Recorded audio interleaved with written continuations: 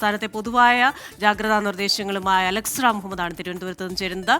Alex, ഒരു rainy very good morning. ഇന്നത്തെ ജാഗ്രതാ നിർദ്ദേശങ്ങൾ എന്തൊക്കെയാണ്? ഉയർന്ന തിരമാലയ്ക്കൊക്കെ സാധ്യത, നല്ല കാറ്റിന് സാധ്യതയൊക്കെ പ്രവചിക്കുന്നുണ്ടല്ലോ.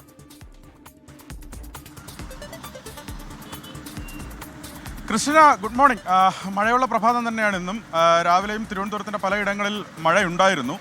സംസ്ഥാനത്ത് ഇന്നും അതിശക്തമായ മഴ തുടരാൻ സാധ്യതയുണ്ടെന്നാണ് കേന്ദ്ര കാലാവസ്ഥാ വകുപ്പിൻ്റെ മുന്നറിയിപ്പ്. അതിൻ്റെ പ്രധാന കാരണമായി പറയുന്നത് ഈ ബംഗാൾ ഉൾക്കടലിന് മുകളിൽ ചക്രവാത ചുഴിയുണ്ട്. സമാനമായി തന്നെ ഈ തെക്കൻ മഹാരാഷ്ട്രയ്ക്ക് മുകളിലായും ചക്രവാത ചുഴി നിലനിൽക്കുന്നുണ്ട്. അത്തരത്തിൽ ഇരട്ട ചക്രവാത ചുഴി നിലനിൽക്കുന്നുണ്ട്. ഇതിൻ്റെ സ്വാധീനം സംസ്ഥാനത്തുണ്ടാകും.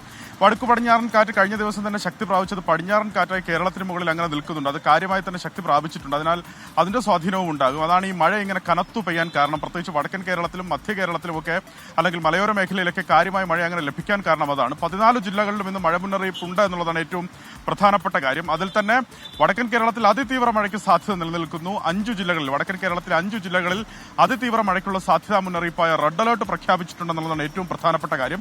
മലപ്പുറം, കോഴിക്കോട്, വയനാട്, കണ്ണൂർ, കാസർഗോഡ് ജില്ലകളിലാണ് റെഡ് അലേർട്ട് പ്രഖ്യാപിച്ചിട്ടുള്ളത്. 20 സെന്റിമീറ്ററിന് മുകളിൽ മഴ ഈ ജില്ലകളിൽ ലഭിക്കുമെന്നുള്ളതാണ് മുന്നറിയിപ്പായി വരുന്നത്.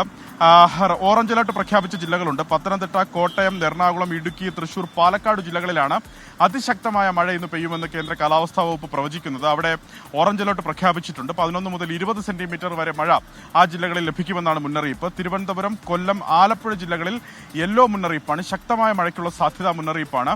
7 സെന്റിമീറ്റർ മുതൽ 11 സെന്റിമീറ്റർ വരെ മഴ ആ പ്രദേശങ്ങളിൽ ലഭിക്കും, അല്ലെങ്കിൽ ആ ജില്ലകളിൽ ലഭിക്കും എന്നുള്ളതാണ് പ്രധാനപ്പെട്ട മുന്നറിയിപ്പ്. തീരപ്രദേശങ്ങളിലും മലയോര മേഖലയിലും നേരത്തെ തന്നെ ജാഗ്രത തുടരണമെന്ന് സംസ്ഥാന ദുരന്ത നിവാരണ അതോറിറ്റി വ്യക്തമാക്കിയിട്ടുണ്ട്. അത് അങ്ങനെ തന്നെ തുടരണം. പലയിടങ്ങളിലും ഈ വിനോദസഞ്ചാര മേഖലകളിലേക്കുള്ള നിരോധനം ഇപ്പോഴും തുടരുന്നുണ്ട്. രാത്രി യാത്രാ നിരോധനം മലയോര മേഖലയിൽ പലയിടത്തും തുടരുന്നുണ്ട്. അത് അങ്ങനെയും തുടരണം.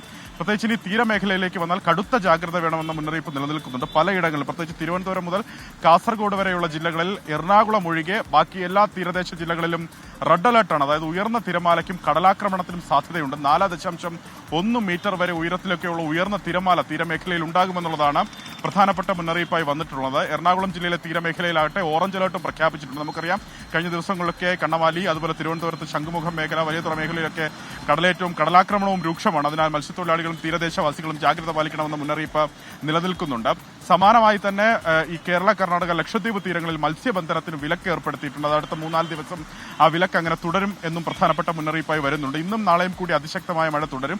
അതിനുശേഷം മഴയുടെ തീവ്രത കുറയും എന്നുള്ളതാണ് കേന്ദ്ര കാലാവസ്ഥാ വകുപ്പ് അറിയിക്കുന്നത്. എന്നാണെങ്കിലും കഴിഞ്ഞ ദിവസങ്ങളിലുള്ളതുപോലെ പ്രധാനപ്പെട്ട ജാഗ്രത ഇന്നും തുടരേണ്ടതുണ്ടെന്നുള്ളതാണ് ഏറ്റവും കാര്യമായി തന്നെ ദുരന്ത നിവാരണ അതോറിറ്റിയും അതുപോലെ റവന്യൂ വകുപ്പും പറയുന്നത്. സർക്കാർ സംവിധാനങ്ങൾ ജാഗ്രത തുടരേണ്ടതുണ്ട്. ഒട്ടനവധി ട്രെയിൻ ഈ കനത്ത മഴ കാരണം പലയിടങ്ങളിലും വൈകി ഓടുന്നുണ്ട് എന്ന കാര്യം കൂടി ഈ സമയത്ത് അറിയിക്കുന്നു. ക്രിസ്റ്റീന.